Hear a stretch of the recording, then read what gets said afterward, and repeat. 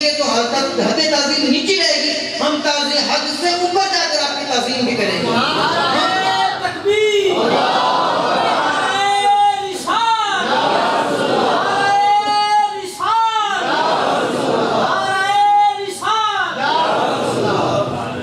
لوگ کہتے ہیں نا کہ سرکار کی تعظیم حد میں رہ کر کرو، بولو نا۔ یہ بھی کہتے ہیں کہ بات کرو تو حد میں رہ کے کرو۔ یہ ان کو حد بتا رہا ہوں کہ اللہ نے حد مقرر کرنے کی۔ تو 14ویں صدی کا مولوی کون ہے جو حد مقرر کرتا ہے رسول اللہ کے ادب اور توقیر؟ یا رسول اللہ، جب اللہ حد نہیں رکھتا تو کون ہے حد لگانے والا؟ تو کس بات کی مجھے ہے؟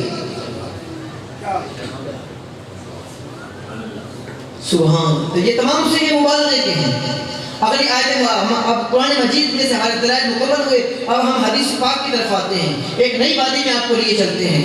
کتاب العلم میں بخاری شریف میں بخاری کہتے ہیں نا، بنا عشق محمد جو پڑھتے ہیں بخاری آتا ہے بخار، ان کو بخاری نہیں آتی، ہم ان کو حدیث بخاری شریف کے سناتے ہیں۔ بخاری شریف کی لیجیے جب بخاری شریف کی حدیث سنیے، انما انا قاسم، انما انا قاسم، میں تقسیم کرنے والا ہوں، میں قاسم ہوں، بے شک واللہ یعطی، اور اللہ عطا کرنے والا ہے۔ یہ حدیث شریف کا مفہوم کیا ہے؟ اللہ عطا کرنے والا ہے اور میں تقسیم کرنے والا ہوں۔ اب اس کی بحث بڑی خوبصورت ہے، اس پہ ایک اعتراض ہے، پہلے آپ کو اعتراض سنا دوں۔ وہ کہتے ہیں کہ حدیث چونکہ کتاب العلم میں آئی ہے، بات علم کی ہو رہی تھی، لہذا رسول صرف علم تقسیم کرتے ہیں، علم میں ہم ان کو قاسم مانتے ہیں، باقی صفات میں ان کو قاسم نہیں مانتے۔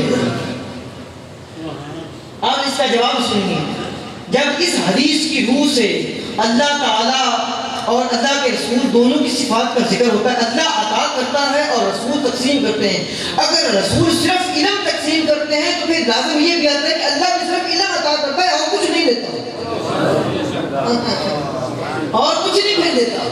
اگر یہ حد لگائی گئی انما کی کہ یہ جملہ ہے، وہ کہتے ہیں کلمہ حصر ہے، تو کلمہ حصر کا مطلب ہوتا ہے کسی معنی کو مقید کرنا، تو اس میں علم کا معنی مقید ہے، تو اس جب مقید ہے تو پھر صرف رسول ہی جو مقید ہے، پھر اللہ بھی مقید ہوا، اور جب اللہ پہ قید نہیں وہ ہر چیز دیتا ہے تو پھر انما انا قاسم، پھر ہر چیز رسول ہی تقسیم کرنے والے ہیں۔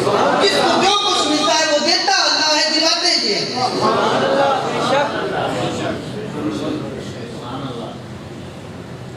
خصوصی معنی لوگے، خصوصی معنی کیا ہے؟ یعنی اللہ علم دیتا ہے اور رسول علم تقسیم کرتے ہیں۔ اگر خصوصی معنی لوگے تو یہ خصوصی معنی اللہ کی لائق شان ہے، اللہ تو ہر چیز دیتا ہے، تو یہ کیسے ہو سکتا ہے کہ ایک چیز میں تو عموم ہو اور دوسری میں خصوص ہو؟ جب بات عموم کی آئے تو اللہ تعالیٰ جب ہر چیز عطا کرتا ہے تو رسول ہر چیز تقسیم فرماتے ہیں۔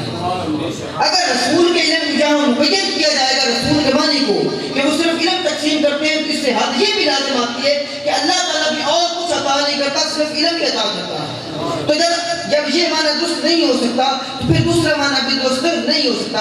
عطا میں عموم ہے تو تقسیم میں بھی عموم ہی آئے گا۔ بے شک بے شک، جب عطا ہر چیز ہوتی ہے تو تقسیم بھی ہر چیز ہی ہوتی ہے۔ یہ انما جو ہے، یہ انما کا فلسفہ آپ کو بھیجا ہے، مولانا آپ سنیں فلسفہ انما کا۔ انما جو ہے یہ انا کے ساتھ ما قافہ لگا کر اس کو حرف حصر بنا دیا گیا ہے، مشبہ بالفعل سے ہے۔ اس کا معنی ہوتا ہے معنی کو مقید کر دینا، اور جو یہ انما ہے یہ کبھی فعل پہ دلالت کرتا ہے اور کبھی فاعل پہ دلالت کرتا ہے۔ اکثر اوقات یہ فعل اور مفعول پہ نہیں آتا بلکہ فاعل کے معنی پہ دلالت کرتا ہے، اور یہاں بھی یہی ہے کہ یہاں یہ صفات پہ اور مفعول پہ اور فعل پہ استدلال نہیں کر رہا۔ یہاں انما جو آیا ہے یہ دراصل فاعلوں کے لیے آیا ہے، یعنی محض اللہ ہی عطا کرتا ہے، اللہ کے سوا کوئی عطا کرنے والا نہیں۔ بے شک، اس کا معنی بھی یہ نہیں، اس کا معنی بنائیں گے اگر اس کو فعل پہ لائیں گے مولانا، اگر اس کو فعل لائیں گے تو یہاں فعل اور مفعول جو ہے وہ علم ہے، علم ہے نا کہ علم عطا فرماتا ہے اللہ، تو اگر علم لائیں گے تو اس کا معنی یہ ہو جائے گا کہ اللہ بھی صرف علم ہی دیتا ہے اور کچھ نہیں دیتا، اور رسول بھی صرف علم ہی تقسیم کرتے ہیں اور کچھ نہیں تقسیم کرتے۔ نہیں، یہ قید اٹھاؤ اس انما کو داخل کرو فاعل پر کہ جو کچھ عطا کرتا ہے محض اللہ ہی عطا کرتا ہے، تو پھر معنی درست ہو جائے گا کہ جو کچھ عطا کرتا ہے اللہ ہی کرتا ہے، اور جو کچھ بھی تقسیم ہوتا ہے وہ صدقہ مصطفیٰ ہی تقسیم ہوتا ہے۔ یہاں جو ہے یہ عطا پہ نہیں، یہاں بلکہ فاعل پہ۔ اس کا معنی اب یہ بھی بنا کہ صرف اللہ عطا کرتا ہے، جو کچھ بھی عطا کرتا ہے، اور تقسیم صرف میں ہی کرتا ہوں، ہر چیز کو، ہر کسی کو۔ اور ہمارا یہ یقین ہے کہ جو پہلی امتوں کو بھی ملا ہے وہ بھی صدقہ مصطفیٰ ہی ملا ہے۔ اللہ جب عطا کرنے والا ہے، یہ مطلق معنوں میں ہے، جو کچھ اللہ نے عطا کیا رسول نے تقسیم کیا۔ چاہے امام محمد رضوی کا خوب شیخ فرماتے رب ہے موتی یہ ہے قاسم، رب ہے موتی عطا کرنے والا، رب ہے موتی یہ ہے قاسم، دیتا وہ ہے دلاتے یہ ہیں، انا اعطیناک الکوثر ساری کثرت پاتے یہ ہے۔ شیر دوبارہ سے، رب ہے موتی یہ ہے قاسم، دیتا وہ ہے دلاتے یہ ہے، انا اعطیناک الکوثر، دلیل لائے ہیں قرآن مجید کی آیت، انا اعطیناک الکوثر ساری کثرت پاتے یہ۔ کس کس کو کثرت نہیں ملی؟ ابو بکر آئے تو صدیق بنا دیا، عمر آئے تو فاروق اعظم بنا دیا، عثمان آئے غنی اور ذوالنورین بنا دیا، علی آئے تو حیدر کرار اور مشکل کشا بنا دیا، اور بلال حبشی آئے تو رشک قبر بنا دیا۔ انما انا قاسم، تقسیم کرنے والا میں ہوں، سبحان اللہ، واللہ یعطی، اور عطا کرنے والا اللہ ہے، اللہ مجھے دیتا ہے، یعنی جو کچھ دیتا ہے صدقہ مصطفیٰ دیتا مجھے ہے، تقسیم میں کرتا ہوں، جس کا جتنا ضرف ہو اتنا اس کو اتنا ہی تقسیم کر دیتا ہوں۔ بخاری شریف کی دوسری حدیث مبارکہ سنیے، یہ کئی بار آئی ہے، اعطیت مفاتیح خزائن الارض، مجھے زمین کے خزانوں کی کنجیاں عطا کر دی، یہ بھی بخاری شریف ہے۔ اب کیا کہیں ساری دلیلیں بخاری شریف سے آ رہی ہیں، لوگ کہتے ہیں کہ بخاری میں لکھا ہوا کچھ نہیں، بھائی ان کو اگر بھی نظر آتا تو ان کی نظر کے قصور ہے، ہمارا تو کوئی قصور نہیں، ہمیں تو چاہے تو ہم ان کو دکھا بھی سکتے ہیں۔ اعطیت، اب یہ بھی اعطیت ہے، اعطیت نہیں ہے، اعطیت مجھے عطا فرما دی گئی، مجھے اللہ تعالیٰ نے دے دی، مفاتیح خزائن الارض، زمین کے خزانوں کی کنجیاں، اور ایک روایت میں یہ آتا ہے اور مفاتیح الارض، پوری زمین کی کنجیاں عطا فرما دی گئی۔ یہ بخاری نے ایک مرتبہ نہیں، یہ 520 مرتبہ یہ حدیث نقل کی، کتاب الرقاق میں نقل کی، کتاب الانبیاء میں نقل کی، کتاب التفسیر میں نقل کی، اور کتاب الجنائز میں نقل کی۔ کہیے تو حدیث پاک میں آپ کو پوری سنا، یہ میرے پاس حدیث مبارکہ ہے بخاری شریف کی اصل متن کی۔ عقبہ بن عامر اس کے راوی ہیں، حدیث پاک پڑھنے لگا ہوں، ایک دفعہ صلاۃ و سلام درود نبی پر امی اور آپ کے آل پر درود پاک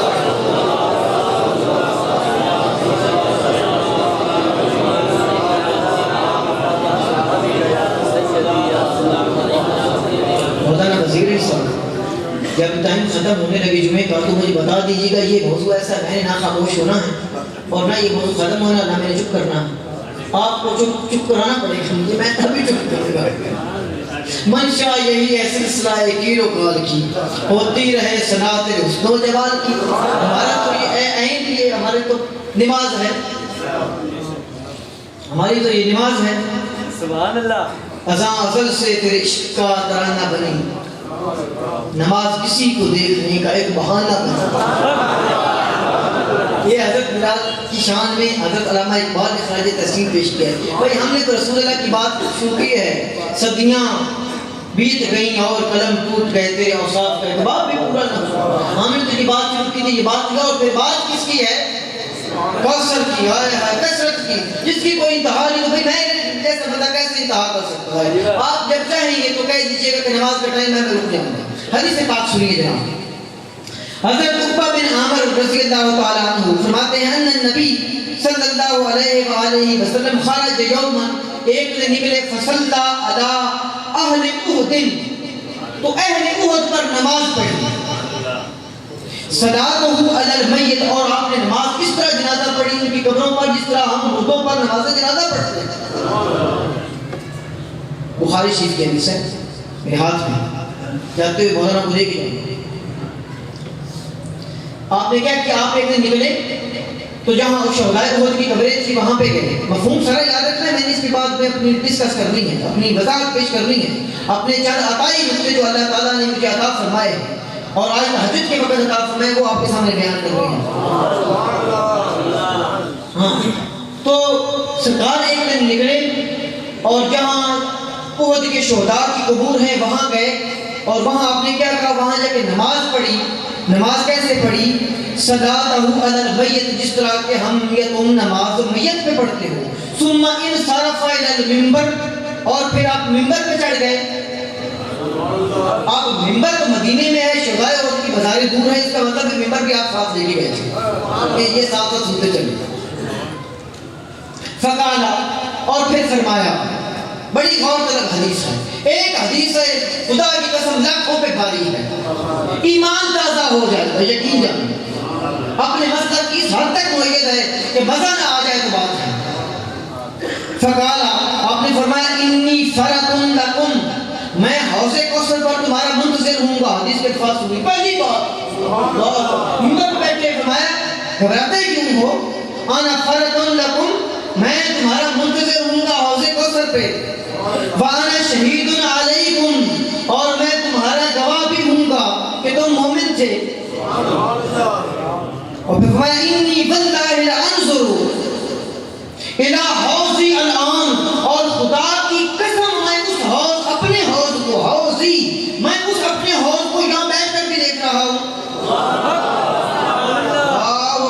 سبحان اللہ.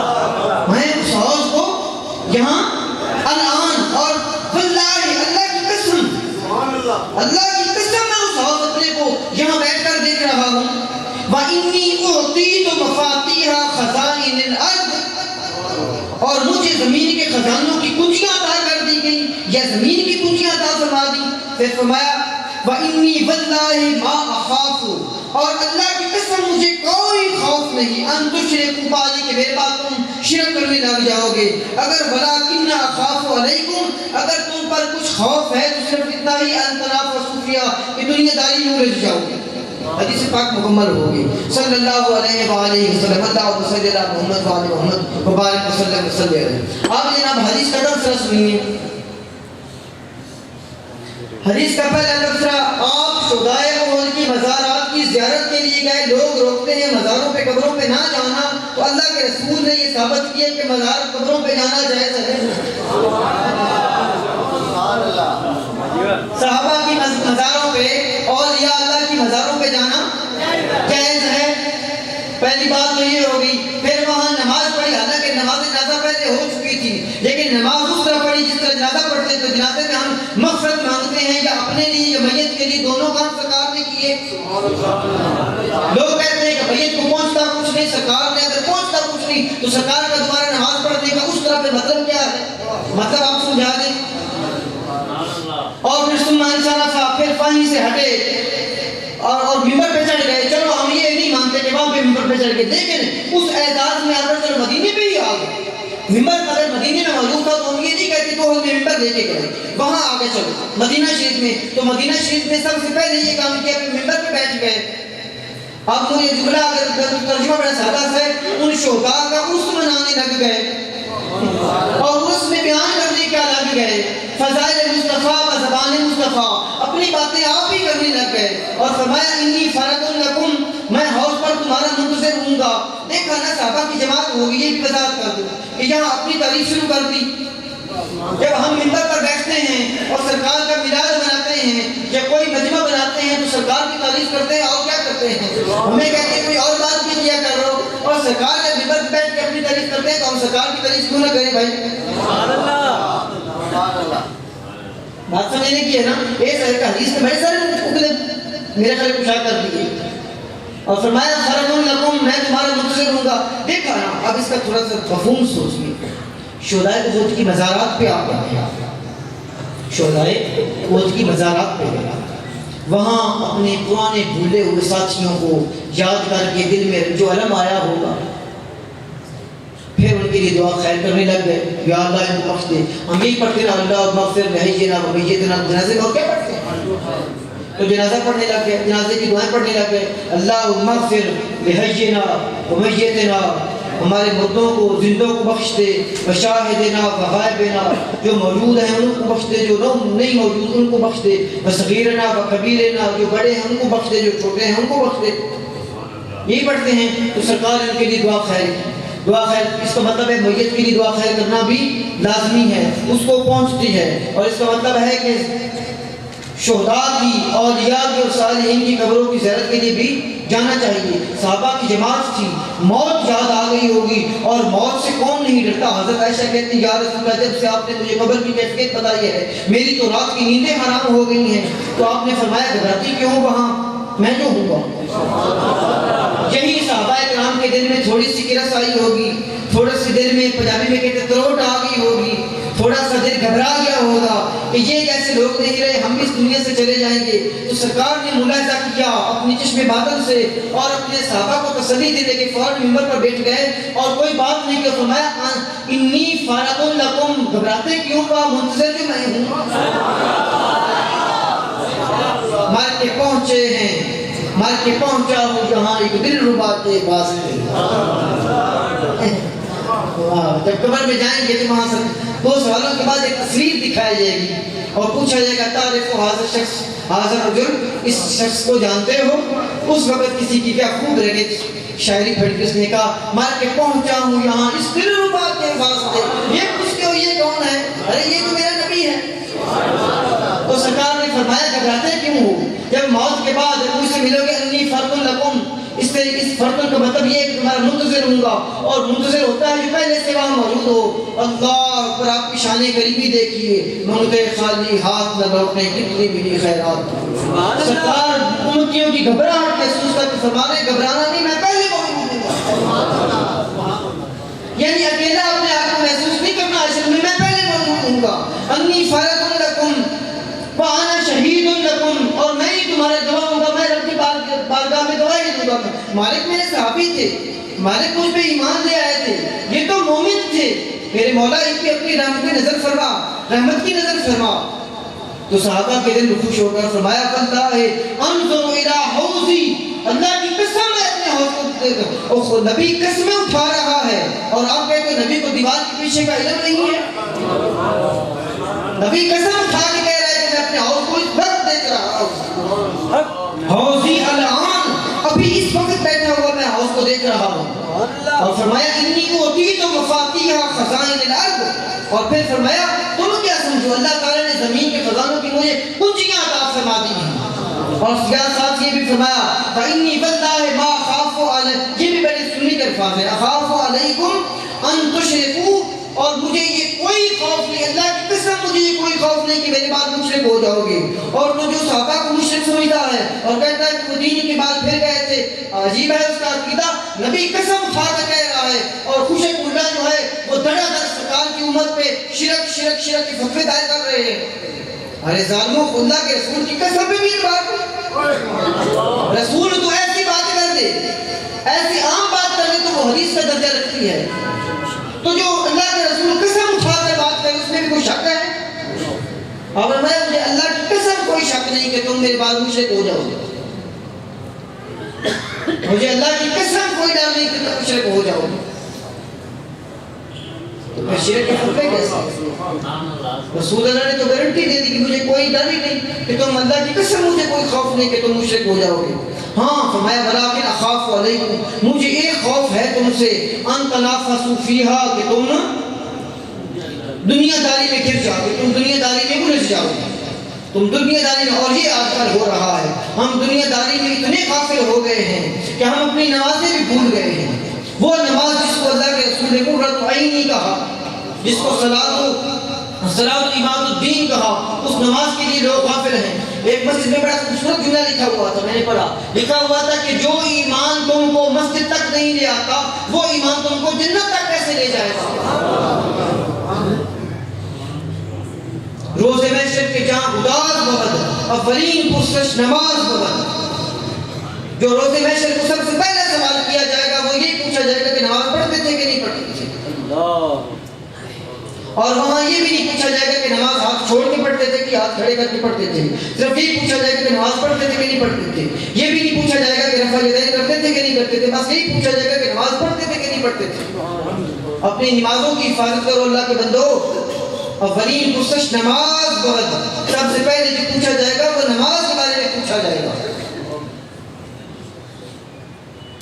یہ اللہ تعالیٰ کی یہ رسول کی یہ کوثر ہے بات کوثر کی کہہ اوتیت مفاتیح خزائن الارض، یہ کوثر کی تھوڑی سی ایک قطروں میں سے کوثر کا ایک قطرہ ہے۔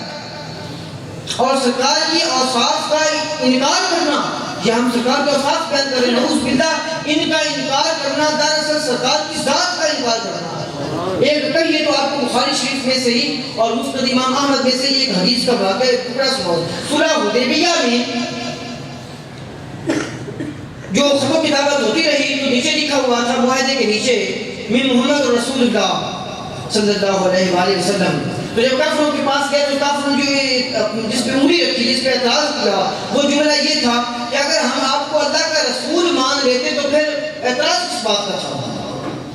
پھر اعتراض بات کس کا تھا؟ یہ مٹا دیں محمد رسول اللہ، لکھے محمد بن عبداللہ۔ تو وہ خط واپس آ گیا۔ تو سرکار نے چونکہ معاہدہ حضرت شیر خدا نے تحریر کیا تھا، مولا کائنات نے، تو آپ نے کہا علی محمد رسول اللہ کے لفظ مٹا دو اور محمد بن عبداللہ لکھ دو۔ اب چاہیے تو تھا کہ سرکار مان جاتے، بچہ یہ تو یہ تھا کہ نبی فرما رہا ہے علی مان جاتے، لیکن علی کا جواب سنی اور عشق کے دیوانے جھوم جائیے۔ آپ فرماتے ہیں لا امہو کا ابدا یا رسول اللہ، خدا کی قسم میں آپ کو کبھی بھی نہیں مٹاؤں گا۔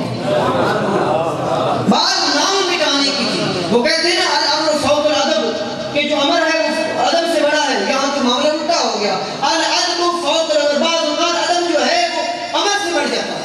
سرکار علی مرتضیٰ نے ثابت کر دیا۔ بات میں جہاں آپ کو لا رہا تھا کہ حضور کی صفات کا انکار کرنا بھی دراصل ذات کا انکار کرنا ہے۔ محمد رسول اللہ ایک صفت ہے، رسول اللہ ایک صفت ہے، لیکن علی نے یہ نہیں فرمایا کہ میں آپ کی صفت کو محمد رسول اللہ کو نہیں ملائے گا، فرمایا امہو کا ابدا، یعنی میں آپ کو نہیں مٹاؤں گا۔ یعنی علی کی نظر میں نبی کی صفات کو مٹانا اور نبی کی ذات کو مٹانا، تو نبی کی صفات پہ انگلی اٹھانا، نبی کی ذات پہ اعتراض کرنا، نبی کی صفات کو کم کرنا، یہ دراصل نبی کی صفات پہ نہیں، دراصل نبی کی ذات پہ اعتراض ہے۔ اور نبی کی ذات پہ اعتراض نہیں، دراصل اللہ کی عطا پہ اعتراض ہے۔ عطا کرنے والا اللہ ہے نا، نبی کو شانیں کس نے دی ہیں؟ اللہ تعالیٰ۔ تو اللہ تعالیٰ نے بڑھائے تو پھر کسی کے کام کرنے کی کیا ضرورت ہے؟ اور مجھے بڑی تعجب اور بڑا افسوس ہوتا ہے کہ حدیث کی کتابیں پڑھ پڑھ کر صاحب حدیث کے نقص نکالتے ہیں۔ اللہ اکبر، یہ کوئی بات ہے؟ کتابیں حدیث کی پڑھتے ہیں اور صاحب حدیث میں سے نقص نکالتے ہیں، یعنی اسی کی باتوں سے اسی کے نقص۔ اللہ، یہ سادگی تو دیکھیے، اس سادگی پہ کون نہ مر جائے اے خدا۔ لڑتے ہیں اور ہاتھ میں تلوار بھی نہیں۔ حدیث کی کتابیں پڑھ کے، حدیث کی کتابیں پڑھ کے صاحب حدیث پہ اعتراض ہے، کوئی حد بھی ہوتی ہے۔ اور سرکار کو اللہ تعالیٰ نے محمد بنا کے بھیجا ہے، جن کی کوثر نہیں ختم ہوتی، ان کی احمدیت بھی نہیں ختم ہوتی، ان کی محمدیت کا بھی بڑا اچھا بیان ہے۔ تھوڑا سا آپ سن لیں، یہ بھی کوثر کے معنوں میں ہے۔ محمد حمد سے ہے، احمد حمد سے ہے، حامد بھی حمد سے ہے اور محمود بھی حمد سے ہے۔ یہ چار اسماء ہیں جو اکثر بیشتر ہم استعمال کرتے ہیں۔ دونوں کا جو مصدر ہے وہ حمد ہے۔ حمد کہتے ہیں اللہ تعالیٰ کی حمد و ثنا کو، اللہ تعالیٰ کی حمد و ثنا کو۔ آپ پوچھیں گے کیسے؟ میں کہوں گا الحمدللہ رب العالمین۔ اللہ تعالیٰ نے جو سب سے پہلی آیت فرمائی، اس کا جو ہے پہلا لفظ یہ کہا الحمد، تمام تعریفیں اللہ ہی کے لیے ہیں۔ اور ادھر سرکار کا نام دیا محمد، یہ عالم ارواح کی بات ہے۔ اور اللہ کا سب سے پہلا حامد کون ہے؟ حامد کہتے ہیں حمد کرنے والا محمد ہے، اور محمد نے حامد نے اس قدر حمد کی کہ اللہ تعالیٰ نے احمد بنا دیا۔ حامد اس میں فاعل ہے، مولانا وزیر علی کو اچھی طرح جانتے ہیں۔ حامد اس میں فاعل ہے اور احمد جو ہے یہ اس میں تفضیل ہے، یعنی ایسا حمد کرنے والا جس کے مقابلے میں کسی دوسرے کے حمد نہ پہنچے۔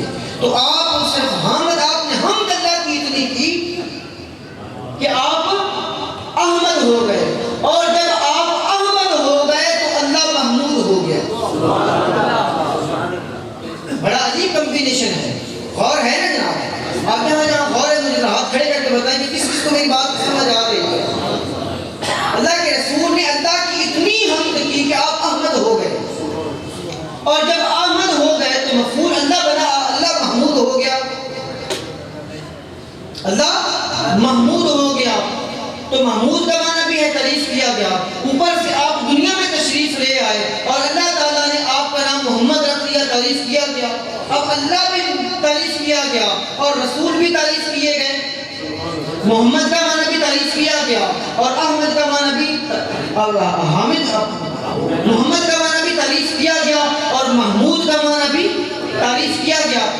فرق صرف یہ ہے کہ محمود اللہ کا اسم گرامی ہے اور محمد اس رسول اللہ کا اسم گرامی ہے. معنی دونوں کا ہے تعریف کیے گئے، جس کی بے حد تعریف کی ہو.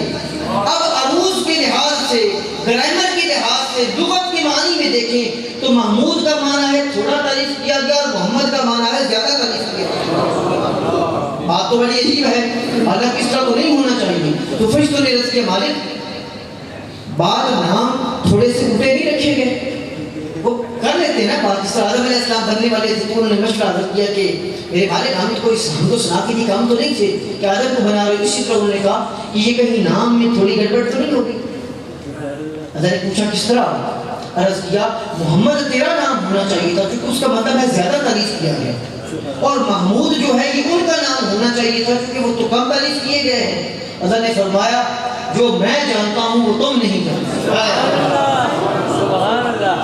پھر عرض کیا پھر اس راز سے پتہ ہٹانا ہمیں بھی تو پتہ چلے کہ تو محمود کس طرح ہے اور وہ محمد کس طرح ہے. اللہ نے فرمایا اللہ جل وعلا کہ تمام کائنات مل کے میری تعریف کرتی ہے بابا محمد کے، تو پھر میں محمود بن جاتا ہوں، پھر میں محمود بن جاتا ہوں. اور یسبح للہ ما فی السماوات و ما فی الارض، ہر چیز میری تسبیح کرتی ہے اور ہر چیز جو ہے وہ میری مخلوق ہے. جس کی مخلوق تعریف کرے وہ محمود ہی ہوگا اور جس کی خالق تعریف کرے وہ محمد ہوگا.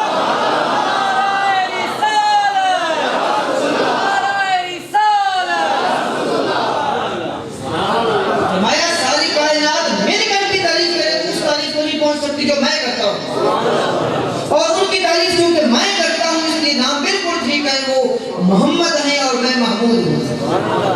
اور ایک میں بڑی بات کہنے لگا ہوں، آپ جھوم جائیں گے. محمد کا مبالغے کا اعتراض کرنے والوں، محمد تو ہے ہی مبالغے کا صیغہ. محمد خود مبالغے کا صیغہ ہے، یعنی حد سے باہر تعریف کیا ہے. حد سے باہر تعریف کیا کہ میں نے مانا کیوں کیا؟ کیونکہ اللہ تعریف کرتا ہے اور اللہ کی تعریف کی کوئی حمد و ثنا کی کوئی حد ہے؟ اللہ کی حمد و ثنا کی تو کوئی حد ہی نہیں. اس لیے محمد جو ہے، اور بعض لوگ یہ بھی کہیں گے کہ پیر صاحب جو خروش میں کہے گے کہ محمد مبالغے کا صیغہ ہے، محمد تو دراصل مفعول ہے باب تفعیل سے. تو آپ باب تفعیل میں آ جائیں، باب تفعیل میں مبالغے کا معنی پایا جاتا ہے. اگر محمد مبالغے کا صیغہ نہیں تو جس باب سے یہ آیا ہے وہ باب مبالغے کا ہے. یعنی زاربا وہ ایک مارنے والا، تھوڑا مارنے والا، اور ضربا اس نے بہت مارا. تو حمدہ حامدہ اس نے تعریف کی، حمدہ اس نے بہت تعریف کی، اور محمد اسی سے آیا بہت زیادہ تعریف کیا گیا. اور کیا شعر ہے، وشک لہ من اسمہ لیجلہ، وشک لہ من اسمہ لیجلہ. اللہ تعالیٰ نے محمد کا لفظ اپنے نام محمود سے نکالا ہے اور دونوں کا مادہ حمد ہے. وشک لہ من اسمہ لیجلہ فذو العرش محمود وہذا محمد، وہ عرش والے محمود ہے اور یہ فرش والے محمد ہے. وہ عرش والا وشک لہ، اللہ تعالیٰ نے محبوب کا اسم گرامی اپنے اسم گرامی سے اس لیے نکالا ہے تاکہ اس کی تعظیم برقرار رہے. وشک لہ من اسمہ لیجلہ فذو العرش محمود، عرش والا محمود ہے، وہذا محمد، اور یہ محمد ہیں. اور اشارہ ہے ھذا محمد، یہ محمد ہیں. اب یہ شعر کس کا ہے؟ دل تھامنے میں بڑی بات کرنے لگا. یہ شعر جناب ابو طالب کا ہے جن کو لوگ کافر کافر کرتے ہیں، نعوذ باللہ. جس کو اس وقت پتا ہے کہ اللہ تعالیٰ محمود ہے اور یہ محمد ہیں، اس کے ایمان میں اب کیسے شک رہ گیا ہے؟ یہ مولویوں کو تکلیف بڑی ہوگی میری اس بات سے. ارے جس کو بچپن سے پتا ہے کہ وہ خدا محمود ہے اور یہ محمد ہے، تم اس پہ شرک اور بدعت کے فتوے ڈالتے ہو، اس پہ کفر کے فتوے ڈالتے ہو. مولا کے باپ کو کافر کہہ رہے ہیں جن کو اپنے باپ کا شجرہ نہیں ملا. اور ایمان کیسے ہوتا ہے بھائی؟ اور ایمان کیسے ہوتا ہے؟ اللہ اور اس کے رسول کو ماننا ایمان ہے نا. تو یہ شعر کیا کہہ رہا ہے؟ یہ تو بچپن میں آپ نے کہہ دیا تھا. مولویوں سے تو اس کی بصارت تیز ہے جس کو آپ کافر کہتے ہیں. رسول کا پالنے والا وہ ہے، رسول کو گھر اس نے میسر کیا، رسول کو پالا پوسا اس نے، دشمنوں کی حفاظت دشمنوں سے حفاظت کی۔ وہ جواب یاد ہے جناب ابو طالب کا، جب سارے قریشی مل کے آئے تھے اپنے بھتیجے کو روک لو، اگر چاہتا ہے تو بادشاہ دے دیتے ہیں، چاہتا ہے تو کسی خوبصورت عورت سے نکاح کر دیتے ہیں، چاہتا ہے تو سارے عرب کا بال اس کے قدموں میں نچھاور کر دیتے ہیں۔ آپ نے کہا مجھے ان سے بات کر لینے دیجیے۔ ابو طالب نے کوئی ان کو پڑھو نہیں پڑھایا، جا کے رسول اللہ سے بات کی کہ بھتیجے وہ کافر بات یہ کرتے ہیں قریشی۔ آپ نے کہا چچا جان وہ ایک ہاتھ پہ سورج اور دوسرے ہاتھ پہ چاند رکھتے ہیں، میں اپنی تبلیغ سے تب بھی باز نہیں آؤں گا۔ اور جناب ابو طالب اس وقت باہر نکلے اور فرمایا جاؤ جو کچھ جی میں آتا ہے کر لو، میرا محمد جو میرا بھتیجا ہے وہ یہ کام کر کے رہے گا۔ تم آخری عمر کی کہتے ہیں کہ اس وقت جی فلانا تھا تو اللہ کے رسول نے کہا کلمہ پڑھ لے، تو آپ نے کلمہ نہیں پڑھا۔ اس کی روایت میں دیکھا ہے، اس کی روایت میں راوی کون کون ہے؟ تو بے شمار ایسی حدیثیں ہیں جن میں راوی ایسے غسل کے ڈالے ہوئے ہیں۔ تو یہ تاریخ کی اتنی شواہد جب ان کا ایمان ثابت نہیں کرتے تو ایک ایمان کو لے کر کفر پہ بیٹھتے۔ حسن ظن تو ہونا چاہیے مومن کے ساتھ۔ یہ اس وقت کا شعر ہے جب آپ چھوٹے بچے تھے، جب آپ چھوٹے بچے تھے، یہ شعر آپ اس وقت فرما رہے ہیں وَشَقَّ لَهُ مِنْ اسْمَعِيلِ يُجِلَّهُ فَذُو الْعَرْشِ مَحْمُودٌ وَهَذَا مُحَمَّدٌ۔ ابو طالب تو اس وقت بھی جانتے ہیں کہ عرش والا محمود ہے اور یہ محمد ہے، اور اس آپ کو ابھی نہیں پتا چلا۔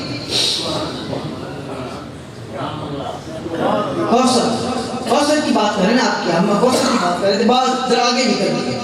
بات یہ کر رہے تھے کہ محمد کی بات کر رہے تھے، محمدیت بھی کوثر کا ایک قطرہ ہے، اور آپ کے اختیارات بھی جو ہیں وہ بھی لامحدود ہیں۔ مولانا 2:30 بج چکے ہیں، کب تک بات ختم کر دیں جی؟ 3 بجے تک بات ختم کر دیں، 2:45 چلو 3 سے پہلے ختم کر دیں۔ کوثر ملکیت کو بھی کہتے ہیں، ایک نیا معنی سنیں، کوثر ملکیت کو بھی کہتے ہیں۔ ملکیت کس چیز کی؟ تمام کائنات کی ملکیت، حوض آپ کی ملکیت، آسمان آپ کی ملکیت، زمین آپ کی ملکیت، زمین کی کنجیاں اللہ تعالیٰ عطا فرمائی۔ جو کچھ دینا ہے پہلی اونٹوں کو دینا ہے یا آخری اونٹوں کو دینا ہے، قاسم رزق رسول اللہ ہے، یہاں تک کہ جنت رسول اللہ کی اور حشر کو کھل جائے گی طاقت رسول اللہ کی۔ اس وقت پتہ چلے گا کہ رسول اللہ کی طاقت کیا ہے۔ مسلم شریف کی ایک حدیث آپ کو سناتا ہوں، آپ بھی دل کھول کے سنیے۔ ربی بن کعب اسلمی رضی اللہ تعالیٰ عنہ فرماتے ہیں قال كنت ابيت مع رسول اللہ صلی اللہ علیہ وسلم، میں ایک رات نبی صلی اللہ علیہ وسلم کے پاس ٹھہرا، فآتيت بوضوئه وحاجته، تو میں پانی لے آیا آپ کی حاجت کے لیے، رفع حاجت کے لیے اور وضو کے لیے۔ تو اس خدمت کے بدلے میں رسول اللہ نے پوچھا سل ربیہ، مانگ جو کچھ مانگتا ہے۔ اگر کوئی مولوی ہوتا تو کہتا یا رسول اللہ شرک نہ کیجیے، دینے والا تو اللہ ہے، مگر وہ صحابی ہے نا، وہ کوئی عام نہیں ہے۔ صحابی نے اعتراض نہیں کیا، آپ نے فرمایا سل۔ یہ مسلم شریف بخاری کے بعد صحیح ترین کتاب ہے، اور بعض محدثین مفسرین اصول کی کتابوں والوں نے بخاری سے مسلم کو بھی ترجیح دی ہے حسن ابواب کی صورت میں۔ وہ کہتے ہیں بخاری میں کئی مرجوع روایات ہیں اور کئی ضعیف روایات بھی ہیں، مسلم اپنے حسن ابواب کے لحاظ سے بخاری سے بھی صحیح ترین کتاب ہے، اس میں یہ ہے۔ آپ نے فرمایا سل ربیہ، مانگ ربیہ کیا مانگتا ہے؟ اب اتنا بڑا اللہ پر صحابی کیا مانگے؟ اب صحابی نے چھوٹی موٹی چیز نہیں مانگی، صحابی نے کہا مرافقۃ فی الجنت یا رسول اللہ، جنت میں اپنی رفاقت عطا فرما دیجئے۔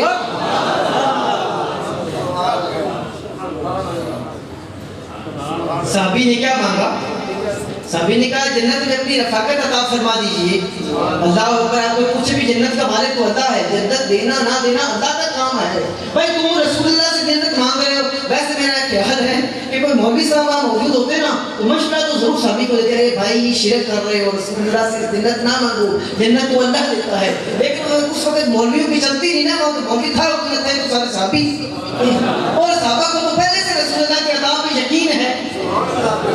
آپ اس سے پہلے کئیوں کو جنت دے چکے ہیں، فرمایا ابو بکر فی الجنہ وعمر فی الجنہ وعثمان فی الجنہ وعلی فی الجنہ وطلحہ فی الجنہ وزبیر فی الجنہ وابن عباس ابن جراح فی الجنہ وسعید بن زید فی الجنہ۔ کوئی آپ نے کسی ایک کو عطا فرمائی ہے جنت؟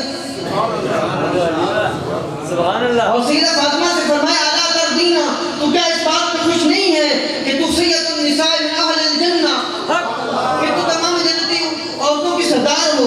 اور فرمایا الحسن والحسین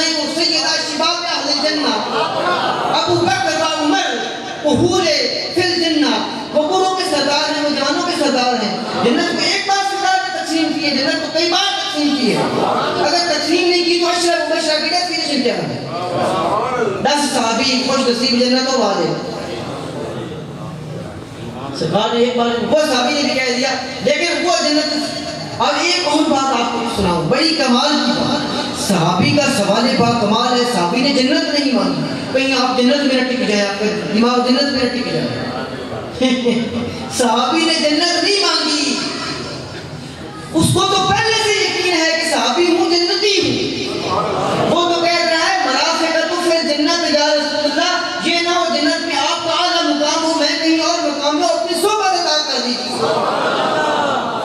تو معلوم یہ ہوا کہ صحابہ کو جنت سے زیادہ رسول اللہ کی رفاقت عزیز ہے. جنت مل بھی جائے تو تڑپتے ہیں, کہتے ہیں کہ جنت بے شک جنت تیری ہے, پر رسول اللہ کے قدموں جیسا مزہ نہیں ہے. اس صحابی نے اس کو کہنے کا مرافقت فی جنت یا رسول اللہ, ہمیں اپنی صحبت عطا فرما دیجیے, مجھے اپنی صحبت عطا فرما دیجیے. اور آپ نے بھی آگے سے جواب نہیں دیا کہ نہیں جنت نہیں مل سکتی. آپ نے فرمایا فَإِنِّي عَلَىٰ نَفْسِكَ بِكَثْرَةِ السُّجُودِ, کہ اپنے سجدوں کے ساتھ میری مدد کرو, یعنی بہت زیادہ سجدے کرو, تمہارا بھی مقام بڑھ جائے گا اور بڑھتے بڑھتے میرے پاس آ جائے گا. آپ کو پتہ ہے جنتوں میں انبیاء کے مقام اور ہوں گے, صالحین کے مقامات اور ہوں گے, شہداء کے مقامات اور ہوں گے, اور عام صالحین کے مقامات اور ہوں گے, اور عام میرے جیسے مومنوں کے مقامات اور ہوں گے. تو صحابی کو یہ کھٹکا ہے کہیں یہ نہ ہو کہ رسول اللہ کہیں اور جنت میں ہو, کیونکہ جنت وہ ہے نا جس کا عرض تو اتنا ہے لیکن اس کے طول کا تو پتہ ہی نہیں کتنا ہے.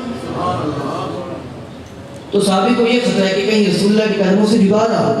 تو عرض کیا یا رسول اللہ مرافقت فی جنت یا رسول اللہ, اپنی جنت میں اپنی صحبت عطا فرما دیجیے. تو جنت کا اختیار تھا تو پوچھا, اور آپ کو بھی اختیار تھا تو عطا فرما دی. اگر اختیار نہ ہو تو پھر جنت کیسے؟ اور اگر رضائے محمد کا دیکھنا چاہو تو رضائے محمد کی کوثر کا تو یہ عالم ہے. اس کعبہ کو اللہ تعالیٰ نے قبلہ بنا دیا جس میں 360 بت تھے. کعبہ پاک بعد میں ہوا ہے, اللہ تعالیٰ نے محمد کی رضا کا اہتمام پہلے سے کیا. آپ مدینہ میں جب فرمایا فَلَنُوَلِّيَنَّكَ قِبْلَةً تَرْضَاهَا, آپ بار بار آسمان کی طرف دیکھتے ہیں کہ قبلہ یہ بنا دیا جائے, جاؤ آپ کو قبلہ یہ بنا دیا. فَلَنُوَلِّيَنَّكَ قِبْلَةً تَرْضَاهَا, شریعت میں اختیار آپ کو دیا گیا. شریعت میں آپ کا اختیار, یہ کوثر, یہ بھی کوثر کے قطروں میں سے ایک قطرہ ہے. روزہ توڑنے والے کا کفارہ آپ جانتے ہیں, روزہ توڑنے والے کا کفارہ شریعت میں کیا ہے؟ یا تو وہ 60 روزے رکھے متواتر, یا 60 مسکینوں کو کھانا کھلائے, یا ایک غلام آزاد کرے. تو بخاری شریف کا یہ ایک واقعہ سن لیجئے. ایک شخص کا روزہ ٹوٹ گیا, غلطی سے اپنی بیوی سے بھول گیا, جمع کر بیٹھا. جب جمع کر گیا تو پتہ چلا روزہ تھا, تو آگے سرکار کی بارگاہ میں کہنے لگا سرکار میں اجڑ گیا, برباد ہو گیا, غلطی سے میں اپنی زوجہ سے جمع کر بیٹھا, میرا روزہ ٹوٹ گیا. تو آپ نے فرمایا اچھا پھر 60 روزے رکھو. دیوانے کا جواب سنیے, کہنے لگا یا رسول اللہ ایک روزہ نبھا نہیں سکتا, 60 کیسے رکھوں گا؟ بھائی قرآن مجید نے یہ بیان کیا تھا حدیث پاک میں کہ وہ یہاں سے 60 روزے رکھے, یا 60 مسکینوں کو کھانا کھلائے, اور یا ایک غلام آزاد کرے. تو آپ نے فرمایا 60 روزے رکھو. اس نے کہا یا رسول اللہ 60 روزے کیسے رکھیں, ایک روزہ تو رکھ نہیں سکا. آپ نے فرمایا کہ 60 مسکینوں کو کھانا کھلاؤ. کہنے کا خود محتاج ہوں, کسی کو کیا کھلاؤں, وہ بھی نہیں کھلا سکتا. کہا پھر غلام آزاد کرو. کہنے کا خود غلام ہوں, غلام کیسے آزاد کروں؟ سرکار نے فرمایا کچھ بھی نہیں کر سکتے, پھر بیٹھ جاؤ. وہ بیٹھ گیا. آپ دیکھیے شریعت میں قانون اور ہے, اور رضائے مصطفیٰ سے قانون بدل رہا ہے. تھوڑی دیر ہوئی, ایک شخص ٹوکرا لے کے کھجوروں کا آ گیا. آپ نے فرمایا یہ اٹھاؤ اور مدینے کے بازاروں میں یہ سارا بانٹ دو, تمہارا کفارہ ادا ہو گیا.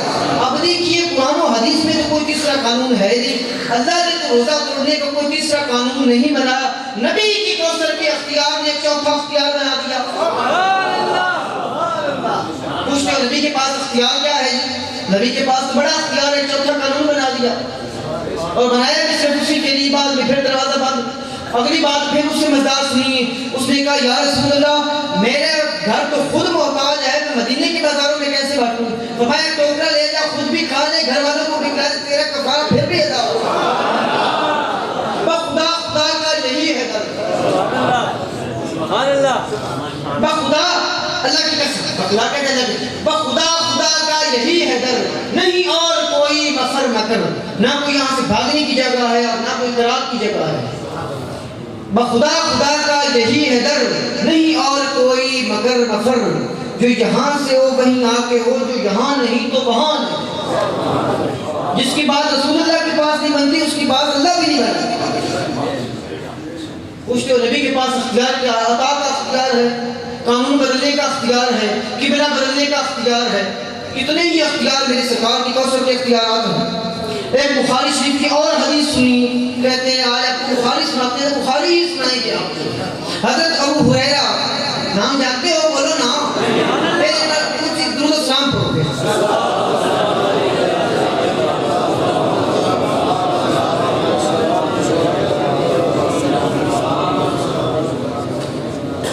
بات بڑی بتا ہے، آپ کی توجہ ہے نا، کہاں تک توجہ ہے؟ بخاری شریف کی کتاب میں، کتاب العلم میں یہ حدیث ہے، ٹھیک ہے؟ کسی کو نہ ملے تو حوالہ دینے کا میں پابند ہوں۔ حضرت ابو ہریرہ رضی اللہ تعالی عنہ آپ کی بارگاہ میں آئے، قلت یا رسول اللہ، اور کہنے لگے، فرماتے ہیں کہ میں نے عرض کیا یا رسول اللہ۔ مولانا توجہ ہے بھائی، توجہ ہے؟ میں بار بار توجہ سے پوچھ رہا ہوں کہ یہ بات بڑی مزار ہے۔ قلت یا رسول اللہ، میں نے کہا یا رسول اللہ انی سمعت، میں نے کہا حدیثا کثیرا، میں آپ سے بے شمار حدیث سے سنتا ہوں، لیکن ہوتا کہ انسان تو میں بھول جاتا ہوں۔ کہا، سرکار نے فرمایا، ابسط رداءک، اپنی چادر کو پھیلا۔ ابسط رداءک، اپنی چادر کو پھیلا۔ فبسطت، میں نے چادر پھیلا دی۔ فغرف بیدہ فیہ، تو سرکار اس طرح ہوا میں چلو بھرتے، چادر میں ڈالتے۔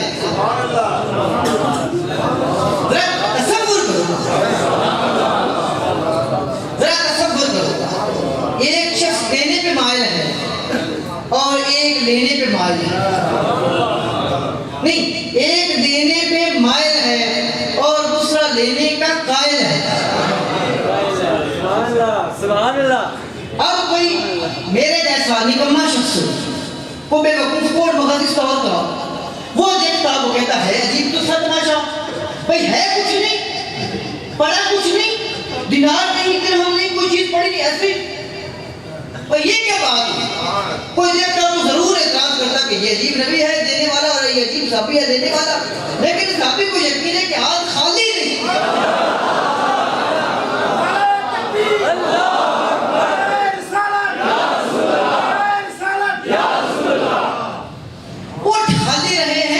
خالی نہیں، دو جہاں کی نعمتیں ہیں ان کے خالی ہاتھ ہیں۔ ابو ہریرہ چادر پھیلا کے بیٹھے ہیں، سرکار فغرف بیدہ فیہ، فغرف بیدہ فیہ، ہوا میں ایسے چلو بھرتے ہیں، لب جس کو کہتے ہیں، لب کرتے ہیں، ابو ہریرہ کی چادر میں ڈال دیتے ہیں، اور پھر فرمایا ثم قال، پھر فرمایا ثم، اس کو لپیٹ لو اور سینے سے لگا لو، اس چادر کو لپیٹ کے سینے سے لگا لو۔ ابو ہریرہ کہتے ہیں کہ میں نے اس چادر کو لپیٹ کے سینے سے لگا لیا، فما نسیت حدیث بعدن، تو اس کے بعد مجھے کوئی حدیث نہیں، اس لیے سارے جہان کے راویوں کے حدیث سے ایک طرف ہے ابو ہریرہ کی روایات، ایک طرف ہے۔ ویسے کوئی دیکھتا تو کہتا کہ تو فتویٰ عجیب ہے، اور آفرین ہے ابو ہریرہ آپ کے ایمان کی، وہ جانتے ہیں کہ یہ خالی ہاتھ نہیں، بھرے ہوئے ہاتھ ہیں، دو جہاں کی نعمتیں ہیں ان کے خالی ہاتھ ہیں۔ سبحان اللہ۔ مزہ آیا حدیث سننے کے نہیں آیا؟ 1.5 گھنٹہ ہونے کو ہے، ہم اپنی بات بس ایک لطیفہ سنا کے آپ کو بات کرتے ہیں، زیادہ آپ کا وقت نہیں لیں گے۔ دینے اور لینے کی بات ہے۔ ایک ٹریکٹر بادشاہ ہے، اس کا ایک وزیر تھا بڑا لاڈلا سا، بڑا چسکولا، بڑا لطیف باز، بیربل اس کا نام ہے۔ آپ نے بھی اپنے جا کر بھائیوں سے، بڑے بڑے دادوں سے، تایوں سے اپنی روایت سنی ہوگی بیربل اور اکبر کی باتیں۔ اکبر ایک دن بیٹھا تھا، اس نے کہا بیربل یہ میری ہتھیلیوں پہ بال کیوں نہیں ہے، سارے جسم پہ بال ہیں؟ وہ کہنے لگا سرکار آپ اتنے بڑے سخی ہیں کہ لوگوں کو دے دے کے آپ کی ہتھیلیوں کے بال جھڑ گئے۔ بادشاہ بڑا ہنسا، کہتا ہے عجیب بات ہے، اچھا تو پھر ہاں جو بال ہیں یہ تو تمہاری ہتھیلیوں پہ بھی نہیں ہیں۔ کہنے لگا سرکار آپ کو کیا سمجھاؤں، آپ آپ دے دے کے آپ کے جھڑ گئے ہیں اور میرے لے لے کے جھڑ گئے ہیں۔ یہ آپ کے دے دے کے جھڑ گئے ہیں اور میرے لے لے کے جھڑ گئے ہیں۔ تو بادشاہ ماما جو اپنے بادشاہ نے کہا تو بیربل تمہارے لے لے کے میرے دے دے کے جھڑ گئے تو یہ سارے درباری ساروں کے نہیں تھے۔ ان کا سرکار نے کیا کرو ان کے حسد میں ہاتھ مل مل کے جھڑ گئے، ان کے حسد کے ساتھ ہاتھ مل مل کے جھڑ گئے ہیں۔ تو بات یہ ہے خالق کل نے آپ کو مالک کل بنا دیا، دونوں جہاں ہیں آپ سے قبضہ اختیار میں۔ وہ دینے والے دینے پہ مائل ہے، اللہ دینے پہ مائل ہے۔ انما انا قاسم واللہ یؤتی، اللہ عطا کرنے والا ہے اور بانٹنے والے ہیں۔ اور کچھ ملا جو ہے وہ حسد میں جل جل کے بیچارے آدھے ہو گئے ہیں، بیمار کی بجائے وہ بیچارے جل جل کے آدھے ہو گئے ہیں۔ تو اللہ دینے والا ہے، محمد لینے والے ہیں، اور کچھ بیچارے درباریوں کی طرح حسد میں جلنے والے ہیں۔ اللہ تعالیٰ سب کو ہدایت عطا فرمائے اور حضور کی کوثر کا صدقہ ہمارے ایمان اور ہمارے دل میں کثرت نور کی کوثر عطا فرمائے۔ اور جو کچھ کیا ہے، کچھ کہا ہے، آپ نے سنا ہے، اللہ تعالیٰ اس کا رسول اپنی بارگاہ میں اس کو قبول فرمائے۔ وما علینا الا البلاغ المبین واللہ یعلم۔